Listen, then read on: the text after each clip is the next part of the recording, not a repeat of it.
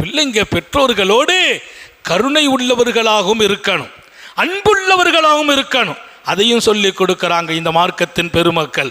பிள்ளைங்க மீது அன்பு காட்டுங்கள், உங்கள் மீது அன்பு காட்டுவதற்கு கற்றுக் கொடுங்கள். இன்னைக்கு நம்ம பிள்ளைங்க மேலே அன்பு வச்சிருக்கிறோம், வாசம் வச்சிருக்கிறோம், அன்பை பொழிந்து வளர்க்கிறோம்.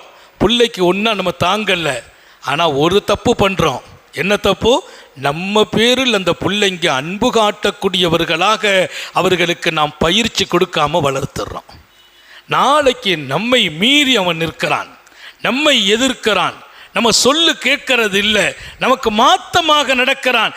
அவனுக்கு கஷ்டம் என்றால் நான் தாங்கவில்லை, எனக்கு கஷ்டம்னா அவனுக்கு பிரச்சனையே இல்லை. ஏன்?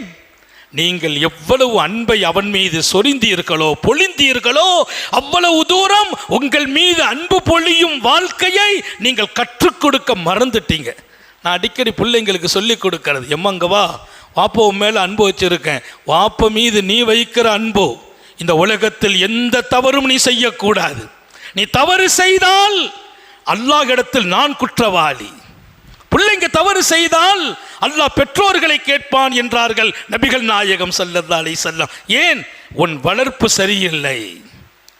எனவே அருமையான ஒரு பருவம் குழந்தை பருவம் நம்ம கையில் கொடுக்கப்பட்டிருக்கிறது.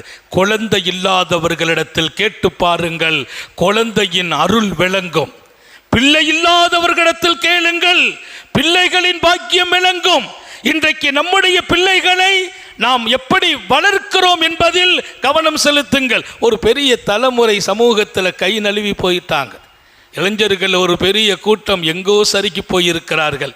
காமங்களுக்கும் ஆபாசங்களுக்கும் தீய செயல்களுக்கும் அவர்கள் அடிமையாகி இருக்கிறார்கள். இன்னொரு பக்கம் போதை பொருளுக்கு அடிமையாகி போயிருக்கிறார்கள். நான் வருத்தப்படுகிறேன். பெற்றோர்கள் இப்போது வருத்தப்பட்ட அர்த்தம் என்ன என்று கேட்கிறேன். அர்த்தம் என்ன? நாம் வருத்தப்படுவதால். அப்போ நிறைய சிறுவர்கள் நம்முடைய வளர்ப்பிலே செய்த குறை இன்னைக்கெல்லாம்